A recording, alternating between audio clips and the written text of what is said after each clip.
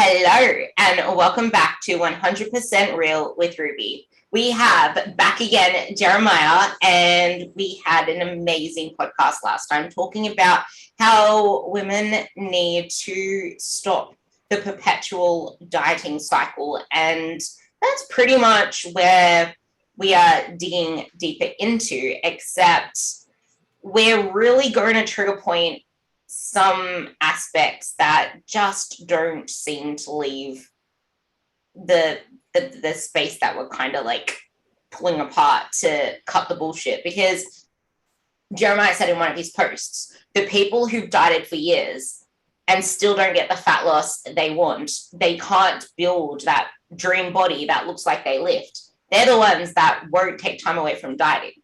And we mentioned it in the last podcast too, that it is scary. It's scary to actually have this identity shift, this habit shift, which we feel is completely against everything that we want. Like we want to look good. How the hell can you actually get a more toned, tight physique by eating more food? It's like this complexity in our head, but that's the thing. Diet breaks may seem like a step backwards, but it actually allows you to be more consistent in fat loss. And we don't put 100% into every single phase we're meant to be in if all we have in our mind is we just need to keep dieting, and we don't realize that there is an out and this phase isn't something that's permanent. So I'll let Jeremiah take it away and introduce his little spiel into the podcast. Yeah, absolutely. So, I mean, as far as diet breaks go, first of all, I should say thank you for having me back. I'm stoked to be here again. As far as diet breaks go, and again, the whole taking it back, the whole topic of that post, which is the people who have been think of, like, you as a listener, think of how many people you know that have just been dieting for years and years and years. Like that, they're that person, that's the chronic dieter.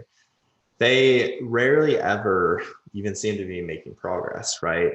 It's not just like hey, like, okay, I lost 20 pounds, lost another 20 pounds, and we're just getting that right. It's almost always these people that are these perpetual dieters where their body is stuck in one place. Now, again, that's when we take it back to nutrition periodization. That's just such a big piece of why these ideas of diet breaks, of maintenance phases, of reverse diets, building phases are so important. And I mean, even past a physiological level, I think most important from like diet breaks specifically from a psychological level, right? So many people get to this point where they're constantly, I'm dieting, and it's like 5, 6, maybe even 5, 6 days a week. I'm very on point. I'm very consistent with my diet. Then there's 1 to 2 days a week where I'm so burnt out on dieting that I just fall off the rails entirely. Right. And then that sets me back. That's enough to, again, those 1 to 2 days are enough to set me back for an entire week. So basically I'm spending 85% of my week always, quote unquote, feeling like I'm dieting, but I've never actually seen the results of the diet. Right. And that's really the primary power of a diet break, is we know that it's going to reduce hunger. It increases your feelings of well-being. It improves mood. But also, like, after a couple of weeks of diet break, like in this specific context, you're going to be mentally rejuvenated and ready to get back to dieting. So that's really kind of the behind that post is really where that was coming from. People see it as like, well, I can't stop dieting, but it's really, hey, this is probably the thing that you need to do in order to actually get to where you want to be. But people see it as like, well, what? It's 2 weeks away from dieting, or a maintenance phase is like a month or a couple months away from dieting. It's like, okay, let's look at this long term. Like, if you're looking at it in just the short term, yes, it is 2 weeks to a couple months where you're not making progress. But let's look at this in the big picture of 3 months down the road, 6 months down the road from now. Either A, you can keep doing what you've been doing and keep spinning your wheels, or we can take a couple of weeks away from dieting. When you get back to the diet, you're going to be more adherent. You're going to see quicker progress again. And in 3 to 6 months from now, like, rather than being stuck in the same place, you can be in a much better place physically. You could be a lot closer where you want to be. You touched exactly on the thing that people need to realize, and that's, how long have you been doing this for? Like, have you seen the results that you want? You think that this is going to set you back like 8 weeks, however long we need to restore your metabolic capacity and actually build it up to get you into a place to diet again. Mm-hmm. But you've been doing this for years, you've been doing this for however long it is. What is the difference? Like, you can stay stuck for another however many years. You can stay focused on fat loss and be so obsessed with your body, be over obsessed with foods, worried about this, worried about that, not able to actually have it fit into a flexible lifestyle and have balance in your lifestyle. Or you can take that step forward to take those steps towards where you want to be. And you mentioned the psychological benefits, and that's the thing, like, even though we may not feel the physical urge of hunger, there is also the psychological urge to eat, because if you're going to keep pushing and pushing, I actually have a client who is the perfect example. I wasn't going to talk about anyone, but this will be perfect. She always was struggling with hunger. She came to me without hunger. And every single time I checked her macros, she was literally eating like 1,100 calories one day, 800 one day, 1,500 one day, but they're all still really low calories. And would always say she's not hungry, she's not hungry. And then as soon as she starts to get consistent with the higher macros, like forcing them in, she'll start to say, oh, I started to feel hungry. And then now that I had a come to Jesus talk with her, and she finally started just forcing herself to eat the macros that I gave her. And she's like, I'm actually feeling hungry now. And it's a consistent hunger. I'm like, keep doing what you're doing. Do not stop this. And that, like, all of these things that are down regulating is what people don't realize is holding them back. And maybe there's another aspect where they could be overeating, they could be binging, but is it possible for them to actually forget this stuff? Is it possible for them to actually log it down as, no, I'm actually being consistent, but not actually remember the fact that they just had snacks and binges and things out there? Is that something that they even do? Yeah. So you're asking, is it possible that they were like tracking it accurately? Is that correct? Tracking accurately, but because they 100% believe that, but because they are so riveted on this dieting, they forget the times when they fell off. So they still believe that. Oh, absolutely. Yeah. And that's, again, like, it's a lot of dieting is being in the diet mindset.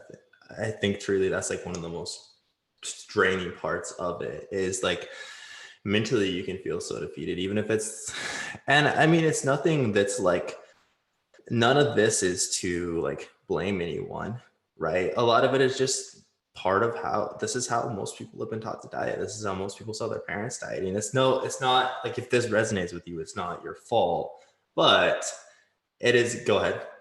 Parents, I was going to say, touch on the parents, because I never realized until I had a few phone calls over the last 3 weeks just how embedded our behaviors are in how we witnessed our parents dieting, how we witnessed our parents stepping on the scales, their behaviors around food. Like, there are some that would just push you to eat because I'm a wog, so I'm going to refer to it as wogs. The wog lifestyle of just finish your plate, just like eat all this food. Aren't you eating? Like, they completely question you. But at the same time, they'd be trying every single diet under the sun because they need to drop their weight. And then, right. Yeah. Oh no, it is. And I mean, it's by no means something that I'm an expert in, but it is insane how much we pick up our parents' eating habits and how our parents view food and all these things. It's super cool to me because I'll talk to a lot of women who start coaching who, like, one of their main drivers is, I don't want my daughter to like see me talk about food in my body the same way that my mom did, because I know the impact that had on me. I also think, at least from my anecdotal experience, I think it's something that people are becoming a lot more aware of. But again, it is crazy to see like how it is passed down from generation to generation. Like, I know my dad, like, his approach to exercise and food and how he goes about trying to diet.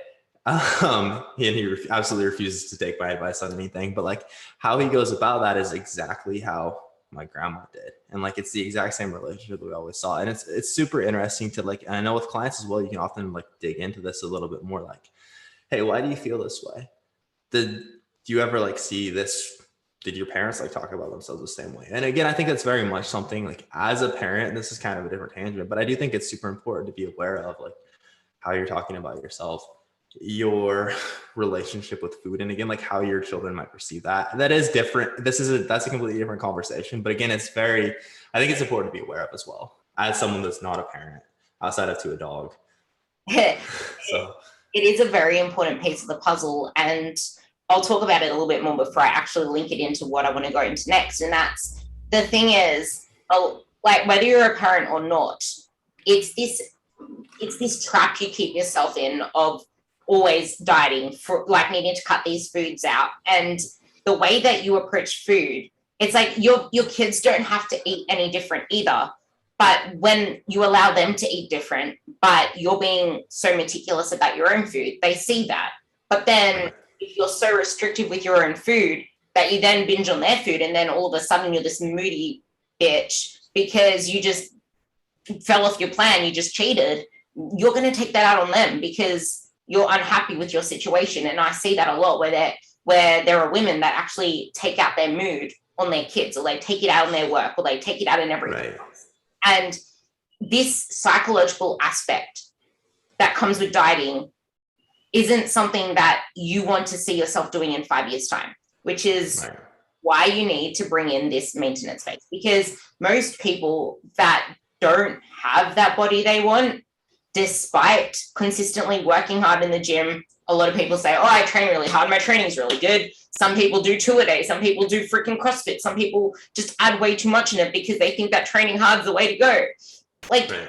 Just because that you have your training nailed to a T, so you think, because nothing I just said then is actually training the way that you should train. So don't think that that's hard training. That's stupid, dumbass clownery shit.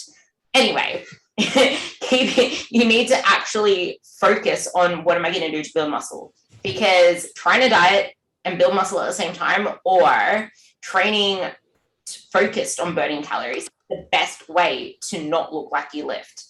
And that all comes from this mindset of I need to diet. But if you focus on I need to build this body, I need to fuel fat loss, because fat loss and weight loss are different. If you're actually going to fuel the fat loss, you're going to actually shape up this body that you want. So maybe you can touch more into this training paradigm and what we should actually be focusing on, because we both have been putting up posts lately on how we are holding ourselves back from our mindset around training.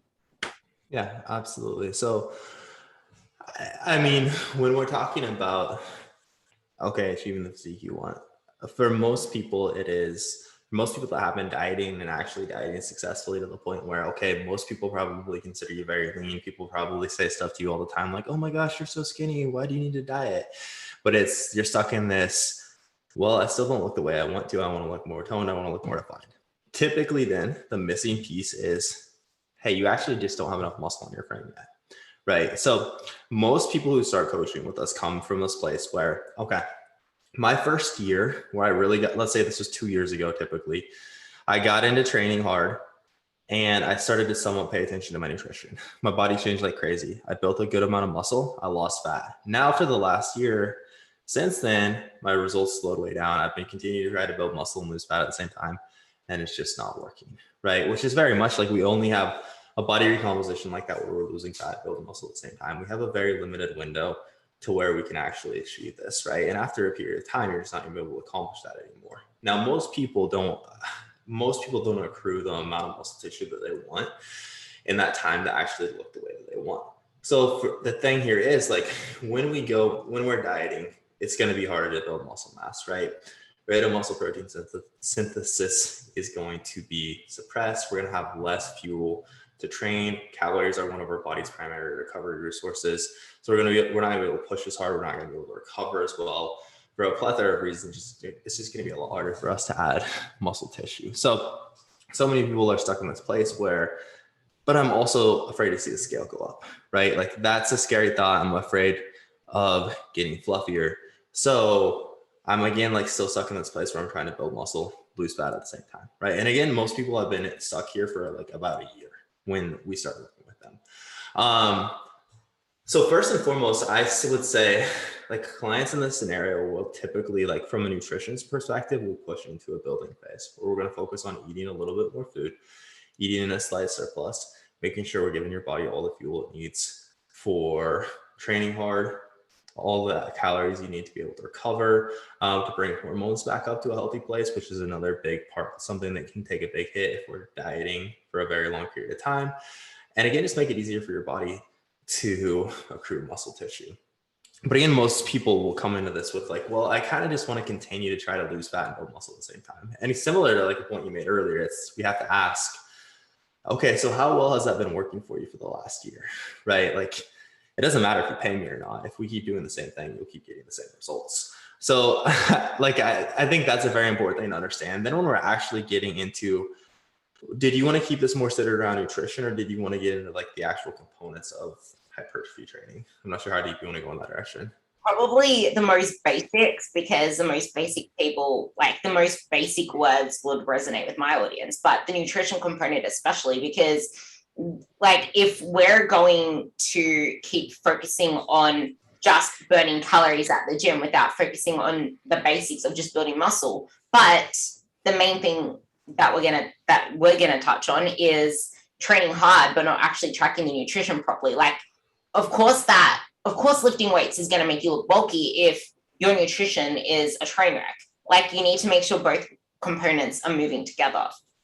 Absolutely. Yeah, they for sure need to be working synergistically. And I mean, again, then when we're talking about this concept of the building phase and what we do nutritionally here, typically we are trying to see a rate of gain. Now, the rate of gain that people typically prescribe here varies. For us, we typically look for people to gain, and this is going to be very client dependent, right? So if I'm seeing someone's training performance, I'm seeing their logbook continually progress, we're continuing to see improvements of progress pictures, but they're not gaining at the desired rate.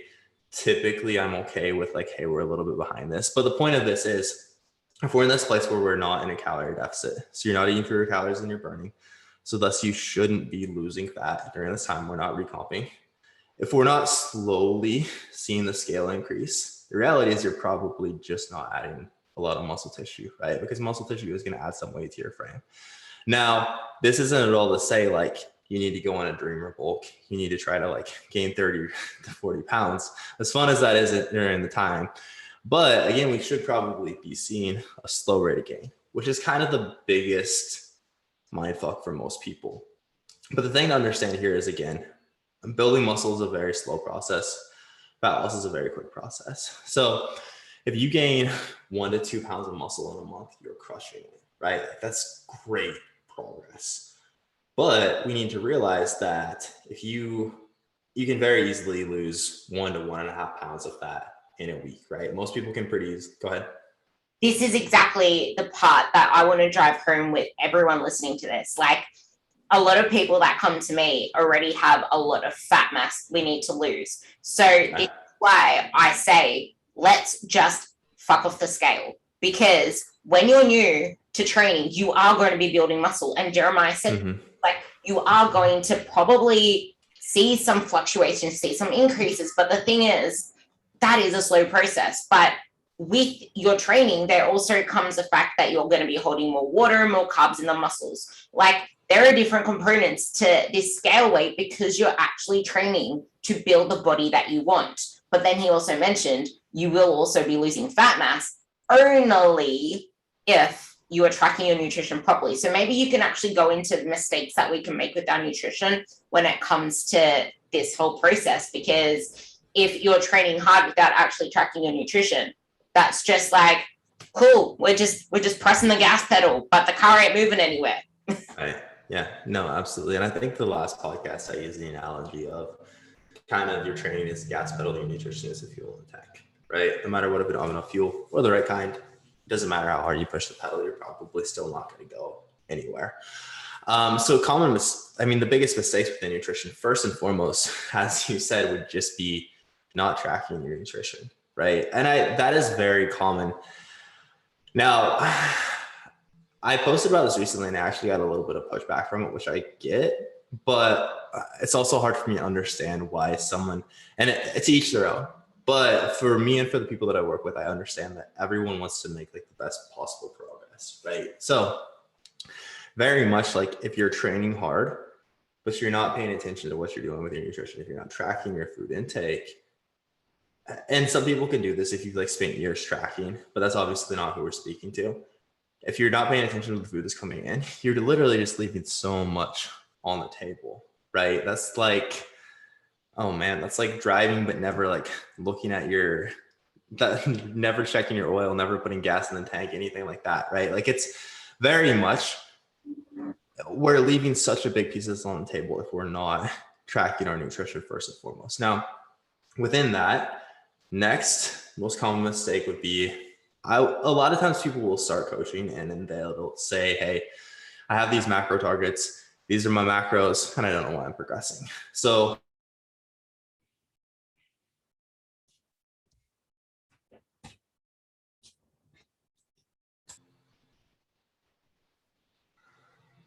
all right, so as I was saying, a lot of times people will start coaching and they're in this place where like they'll say, hey, I have these macro targets and I don't know why I'm not making progress. These are my macros.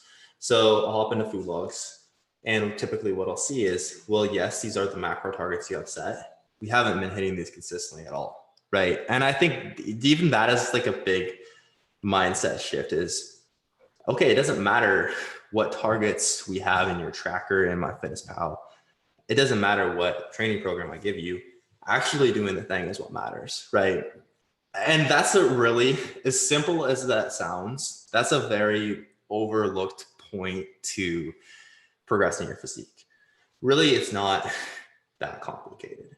But I also think a lot of people get stuck in this place where it's like, hey, I consistently miss a training session or two a week. My macros, if we actually look at it, maybe you hit 2 to 3 days per week. And the other days are like, within a couple hundred calories, maybe. So kind of close, right? And I posted about this the other day as well, like just close enough to like say it's pretty close, but not close enough to actually make progress. So people kind of can also easily get stuck in this place where it's, I'm not getting results. Why not? Like I have these macros, I have this program, but it's the consistency with these things still just isn't there. And I think before we get too complex, that first and foremost is important to understand it. If you're not seeing results, I think that's very important to audit yourself on. Now, from there within nutrition, then of course, getting adequate protein, as we talked about protein a ton on our last episode, which I would definitely refer the listener to here. That is going to be so damn important. It's going to have the highest thermic effect of food. It's very unlikely that protein is going to be stored as fat if we're not getting adequate protein or the nitrogen specifically that's within protein and all the amino acids that come along with protein. We're really going to struggle to build muscle. Protein is going to be very filling. So it's also going to make it, for a plethora of reasons, it's going to make your life easier if you're trying to get leaner and or build muscle. And then from there, I would say anecdotally, something that I see a lot is people really, really focusing on eating a lot of healthy fats, which is definitely not, fats definitely aren't bad. Healthy fats that's good, perfectly fine to eat plenty of fat. But the thing here is, a lot of times people will almost look at it as, at least I've found, people almost look at it as, okay, these calories from these healthy fats like olive oil, avocado, those like don't count when they still absolutely count. And a lot of times people are in this place where, hey, I'm consuming a lot of fat, but my protein and my carbohydrates are very low. And I mean, if we look at the process of like protein, and again, none of this is like the demonized fat, and this is somewhat splitting hairs, but if we look at the process of like protein, if we look at protein being stored as fat or carbs being stored as fat versus fat being stored as fat, it is a lot less likely the protein or carbs are being stored as fat versus fat. Whereas like when we look at the process of building muscle tissue, those protein and the carbs are probably going to be a lot more beneficial versus the fat. So I would say the shift we often make is, hey, let's focus on, and this varies by the individual, but for most people, the focuses here are going to be, hey, let's bring up protein, let's bring carbs up, and let's try to bring that fat intake down a bit. Yeah, I actually love this path you're going down. I think this is what I really want to ride home with this podcast, because like there is so much out there saying, let's just have a lower carb approach and keep the fats higher. But it's like, yeah, but the thing is, I made a post on this. If you're trying to be healthy by having clean cheese or vegan cheese or this bloody organic, it's from the gods cheese, by blending a whole heap of olive oil and cashews together because it's raw organic and it's dairy-free, paleo, from the ancestors. It's like you're having double the calories, quite literally, because cheese is like dairy. And if you get fat-free cheese, it's literally dairy and carbs. That's 4 calories per gram compared to 9 calories per gram of the cashews and the olive oil. And olive oil has no bloody bulk to it. So you can just have that as liquid calories that don't really count, in my opinion. Like, people don't realize how much extra slathering some butter on does. Slathering some, you can't really slather oil, but you get the point, how much that adds in. And the more that you focus on actually putting the carbs in, because it's not just about what you do in the training. People think that you need to earn your food by training. It's like, you're a busy mom. You run around in the day. You should be getting your steps up regardless, because walking is the most beneficial thing you can do. Like, you mention this all the time, and I used to talk about it all the time. It's the difference in between someone that has a fast metabolism and someone that has a slow metabolism is the fact that they actually walk and they're active outside of the gym. Like, people don't realize the importance of just being active, and they think that because they smash themselves in the gym, they're active. And when I was smashing myself in the gym, I was more stagnant in my progress, and I actually looked like shit. But I was training for powerlifting. I was smashing myself in the gym there. Like, I felt like I was doing a lot because I was in the gym for freaking like 2.5 hours. Not really. I was in the gym for almost 2 hours every single session. I felt like death. I'd add on like 20 minutes of walking, 30 minutes of walking after that. But I was sitting on my ass the rest of the day. And my body looked like shit. It literally, it was the most, there was 1 year where it was the most like conscious I was of my body, because I was stressed out. I was overtraining. I was under eating to make weight. And my body just looked not really skinny fat. It just was smaller, but worse, until it wasn't smaller anymore. But that's the point. Like, if you're just going to keep adding these stresses in without realizing that your food is important as well, which there's 2 different tangents we can go down here. It's the one we started on, where if you're just training, focusing on burning calories and smashing yourself in the gym, but you're not actually resting, recovering, and focusing on the lifestyle factors, that's that story that we can ride home. But then there's these other factors where, yeah, okay, cool, you're sticking to your macros 5 days of the week, but what the hell are you doing on the weekend? Like, there are some people that literally, it doesn't cross their mind. For some reason, it doesn't cross their mind that if they're not following some type of plan on the weekend, it's ruining their progress. Like, you don't need to have the same plan. You can look at your foods. If you have a meal plan, you can look at your meal plan and be like, okay, let's play around with something so we can have something different for the weekend. And if you have macros, you can have 2 different plans, one for the week, one for the weekend. Like, there are 2 different ways that you are stuffing yourself up in terms of actually looking like the dream body you want to look. Oh, absolutely. Understanding how much of a piece of it weekend is as well is very important. And again, like, taking it back to kind of the entire podcast, just understanding it doesn't really matter how hard you're smashing yourself in the gym. Like, what you're doing outside of the gym is just as important for progressing. What you're eating is very important. It's also interesting, a couple of things to touch on there.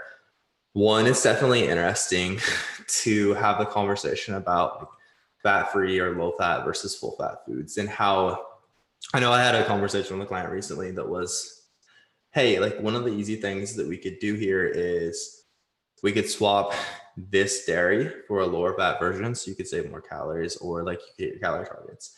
And it was interesting she said, oh, that makes sense, but I always thought that was less healthy. And it's interesting to look at like I get it, because a lot of people like, that's definitely something that's been put out there. But again, it's like, hey, we're talking about like, your goal is to lose nearly 100 pounds, right? Like, the best thing we can do for your health right now is the best thing we can do to improve your health markers is push along weight loss. And that's going to come from, first and foremost, just controlling the calories. So it is interesting how much, and I mean, we could probably have the same conversation around like artificial sweeteners, right? Like, I know I had the same conversation with clients who are drinking a lot of soda, and we'll say, hey, like, can we just simply swap this for diet soda? And again, it's always like, well, I thought that was like worse for you than poison is what I had heard. So no, I'm not going to drink that. And it's interesting truly how much marketing and propaganda has kind of tainted the way people, or incorrectly like caused people to view that. That's kind of just a random tangent though. No, that is actually really freaking important, because I completely, like, that slid past my mind, but people do that all the time. They worry about these lower fat varieties, but it's like, you do realize that the full sugar Coke is actually more unhealthy than the unprocessed one, for the fact that those are refined sugars. They're sugars that can disrupt your gut lining. And if you're going to have that in excess, that's sending such a sweet signal to your brain that, hey, this is actually a good thing because dopamine, sugar, but it's like people are fast to demonize sugar, which is why I hate touching on that tangent, because there's nothing wrong inherently with sugar. It's just if you're having a lot of refined sugar and if it takes up the bulk of your diet and that's literally your source of carbs and you're not having the fibers, the nutrients and all that, then yeah, that's a pretty shit diet.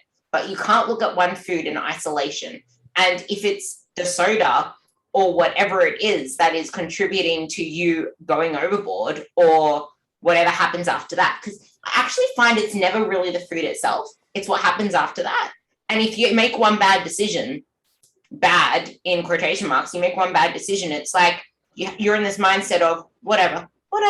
But I want to come back to that movement thing. It's like the people that are most active, the people that are very weary of the steps that they take and the movement they do throughout the day and just focusing on, I need to move my body, I need to eat healthy, I need to eat for my goals, like thinking with your goals in mind, those people are generally the ones that actually live a leaner life. They're the ones that put less effort. They're the ones that don't even put in much sweat, blood, and tears into it because they've made it this lifestyle.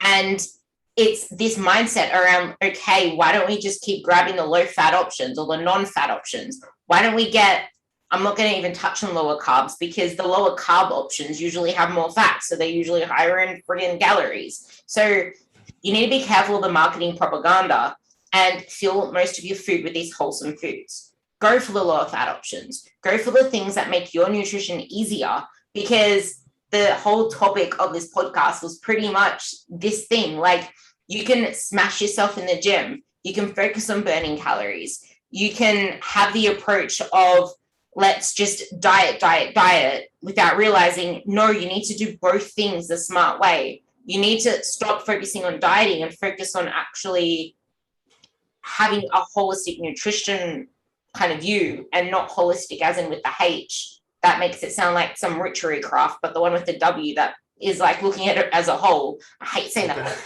I hate saying that word for that reason. Glad you clarify that. I'm not this Yoda, whatever, but that's the thing. Like, all these little mistakes add up. And right.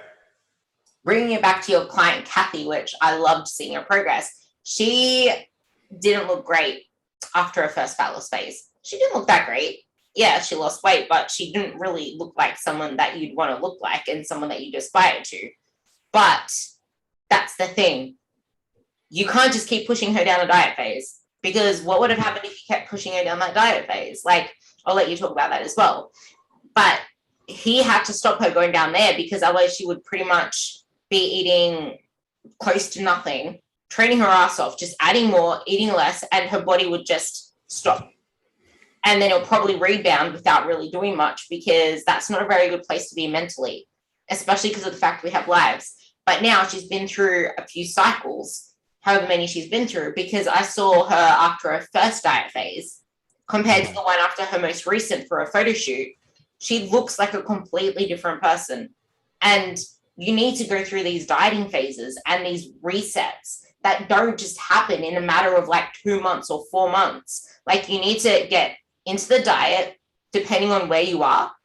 Like, I have people that I can push for 16 weeks because they have so much body fat and they're still seeing results. Like, I have someone that has been doing it for about 16 weeks at the moment, and her body's still leaning up, but she's got 2 more weeks left of it because she decided, no, lockdowns end for us in 2 weeks, so let's do it then. So I'm like, yes, perfect. She'll still see results there, and then I can bring her out and she's happy to actually sit reversing up for a good few months. And that's the beauty, because then when she goes back into it, just like Kathy did, you're going to look completely different because your body is going to start processing things different. So maybe you can also talk about that processing part. Like, why is it so important to do that phase after the diet to actually get your body using its nutrients better, partitioning its nutrients better, doing everything better in its metabolic engine to then get an end result the second time that's so much better, and then it just keeps getting better every single time you do it, to the point where you can just live at maintenance and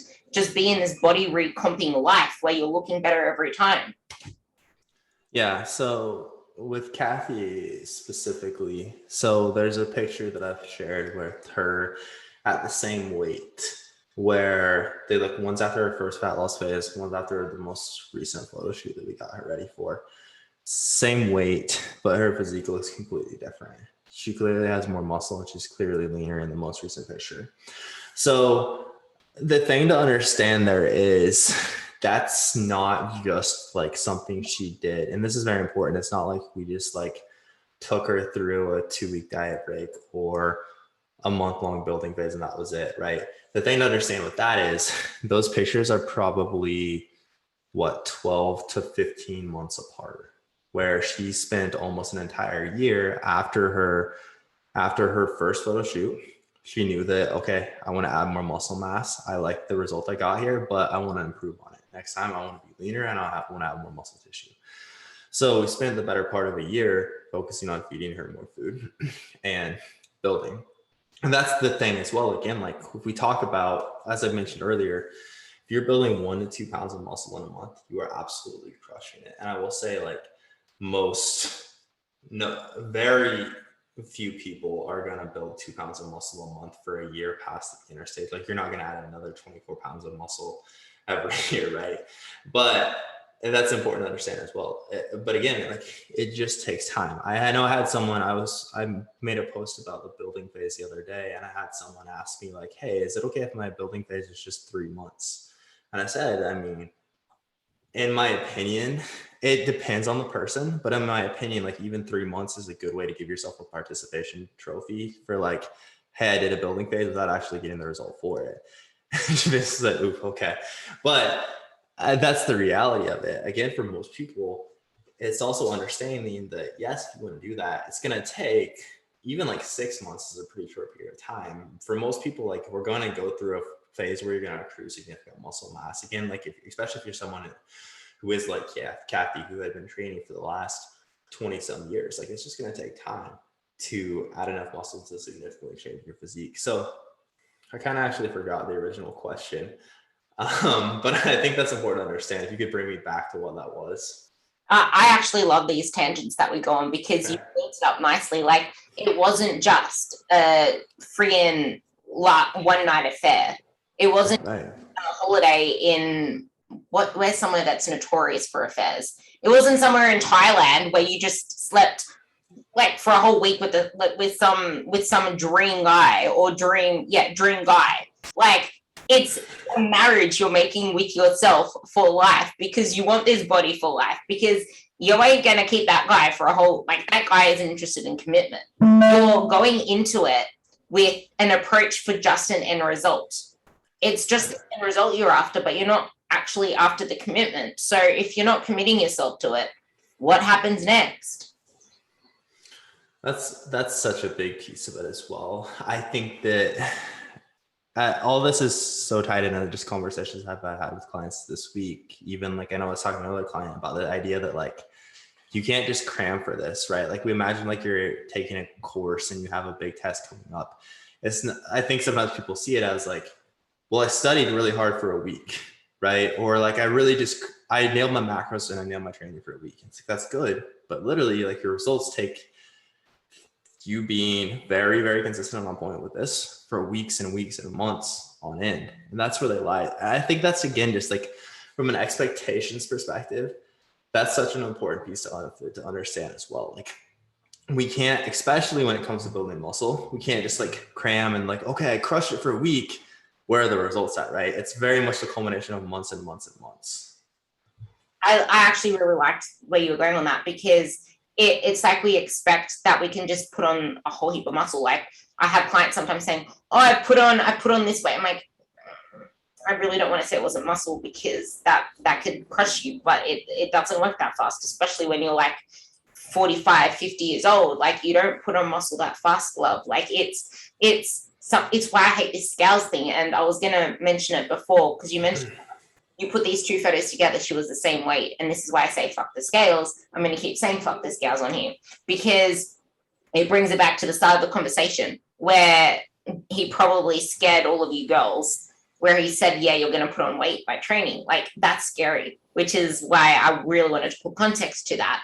And it, like, yeah, maybe the scale might go up, maybe it might go down, maybe it might go up and down, then up and down again. Maybe it just freaking side to side. Who knows? But the thing is, the scale is a sucky thing to go by when you're actually trying to build a dream body. You need to stop thinking of shrinking your body unless you want a smaller body that looks worse, because you're trying so hard, you're pushing yourself so hard, you're in this restrictive dieting mindset continuously. Just listen to my last solo episode that I did right before this one, which literally only goes for like 6-8 minutes. But listen to the podcast before this where I talked about exactly why calories in, calories out doesn't work at the surface level, because it does, but just not the way that you think if you are a chronic dieter. Like, listen to that episode, because when you're in this restrictive dieting mindset, you're pushing and pushing, you're putting all this effort there, but your approach is clownish. Like, you need a smarter approach. And this is why I hate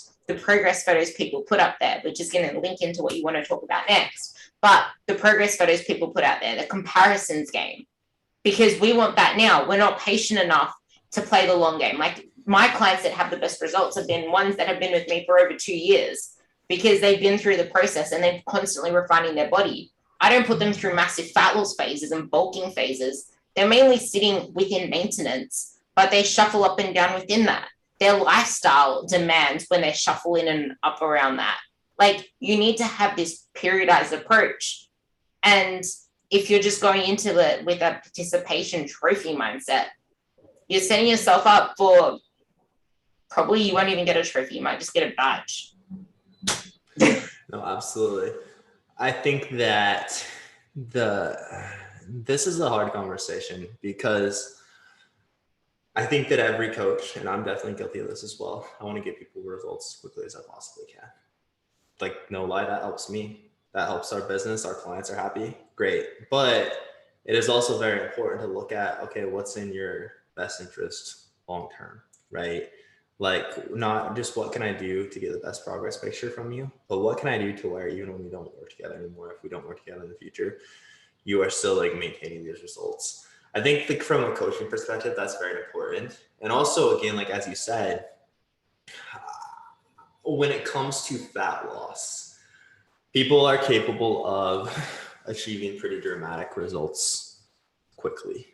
But when it comes to, hey, I want to completely reshape the way my body looks, right? So we know you want to add, like, someone could lose 30 pounds in 6 months. And if they already had a lot of muscle mass, like a good example of this is like the first photo shoot I got ready for.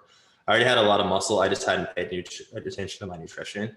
So like over the course of 6 months, I had this crazy transformation, but I had already spent years and years and years obsessed with training and training in a smart manner. I was just kind of chunky, right? So that was the biggest difference maker. But again, like, if you're in this place where I want to add muscle mass and I want to lose fat and I want to completely reshape my body, that is going to take time. It's going to take more than a year. Like, I think that is also very important to put out there.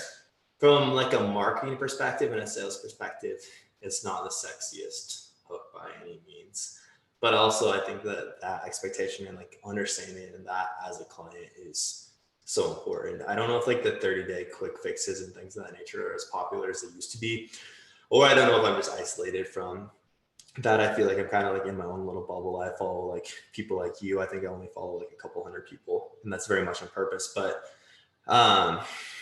again, kind of on a random tangent here, but I think it's very, like you said, I think it's important to understand fat, especially if it's like, hey, I want to add a lot of muscle and I want to lose a lot of fat and I want to turn this into a lifestyle that's dramatically different than where I'm at currently. It will take a very long time, right? And it's not something we can just cram into a week or even a month or even a couple of months.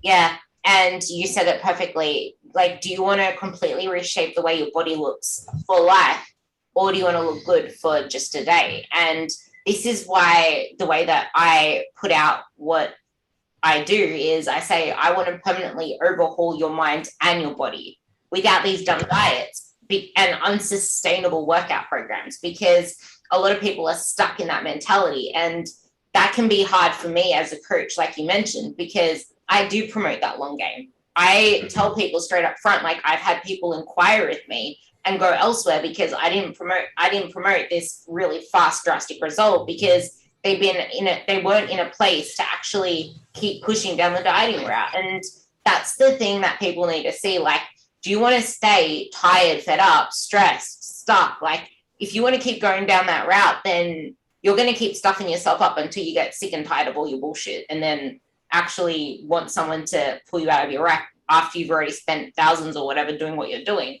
But it is hard. It is a hard sell, but that's like, I was talking to a girl the other day and I resonated with her a lot. Like, she found it so hard up until now, where she finally reached out after following me for ages, that she wanted to finally get the kick up her bum to get back to tracking things, to get back to cooking again, and to get back to actually putting herself first, because she was just overwhelmed. She didn't want to track her food anymore. She was overwhelmed with even logging her food. And it's like, I've been there. Like, I was meticulously tracking my food to the gram. Yes, including my greens. Yes, including my lettuce and spinach, because I was competing.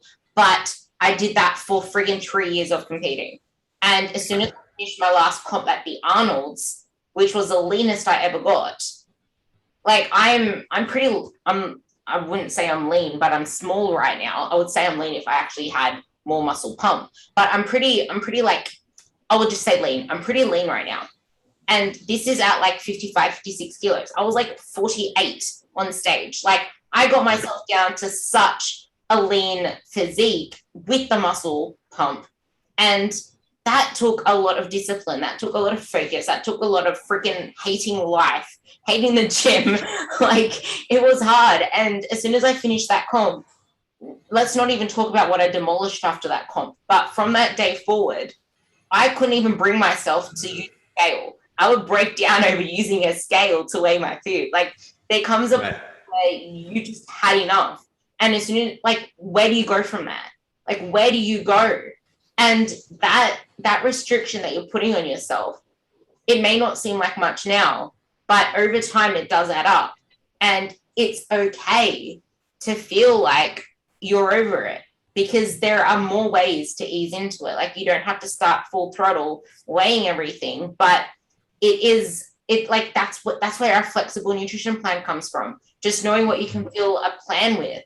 But this is really hammering home what we've been talking about this whole time. Like, you can't just expect to train your ass off, diet 24/7, and not take a break, not take a step back and realize the big picture and commit to it for life, versus for like some short-term thing, which I really liked what you said with your analogy.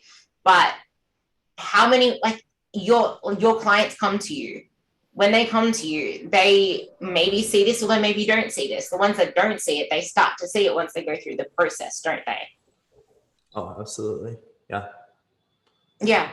Like, what, I guess maybe talk about the way that, just to like tie it all together, the way that when you actually start to focus on the right things and not just focus on numbers, figures, and like this end result, and start to focus on these, like how you feel, getting stronger, and the things that you should be focusing on, like the health stuff, then you actually start to realize, I actually like the way my body's looking. I actually like doing this. I'm actually progressing more. I'm looking better than I ever have before.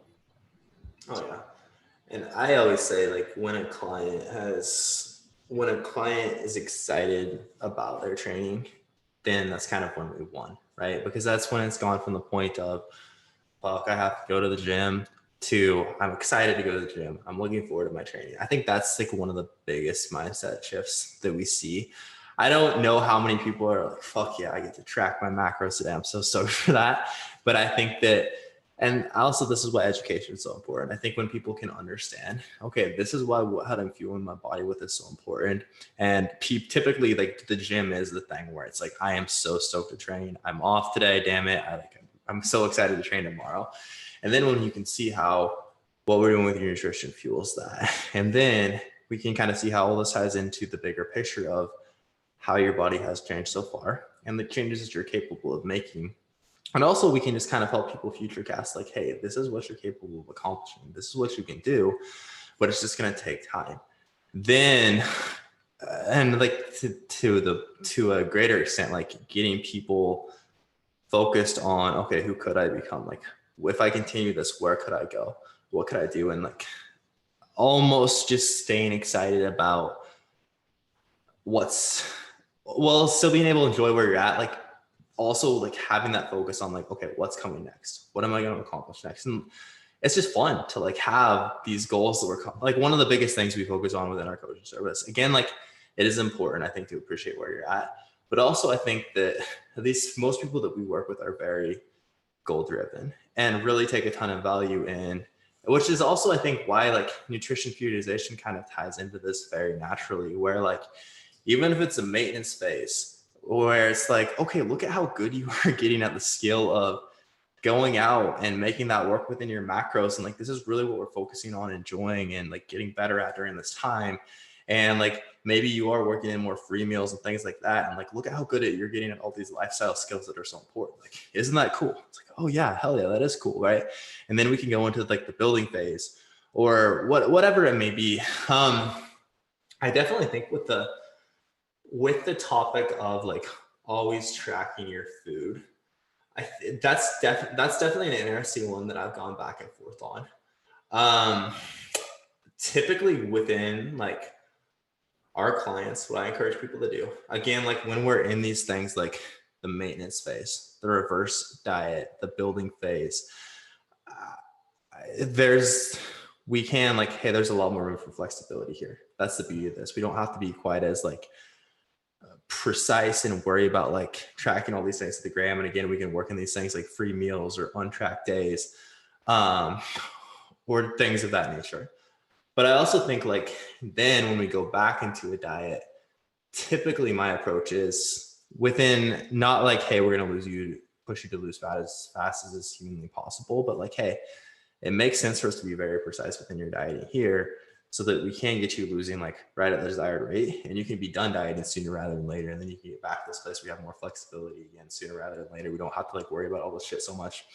Again, kind of a random tangent, but yeah, that is my take on all that. Actually, really, like you just showed, there are different ways to approach tracking. Like most of my clients, they have like a flexible meal plan, and it's like you need to be as precise as you can with this, knowing what, because it's flexible, it has like options and stuff, but you need to be as precise as you can with this if we're in a fat loss phase. But if we're not in a fat loss phase and we're just maintaining or just like focusing on performance and health, then yeah, you have a lot more flexibility. And the same goes for macros. Like the macros, you need to be as on point as possible if we're in this fat loss phase. But if you are resisting the whole idea that it's not just about having these lower calories, these lower macros, you need to actually stop after a while and bring yourself out, you're not going to even adhere to that.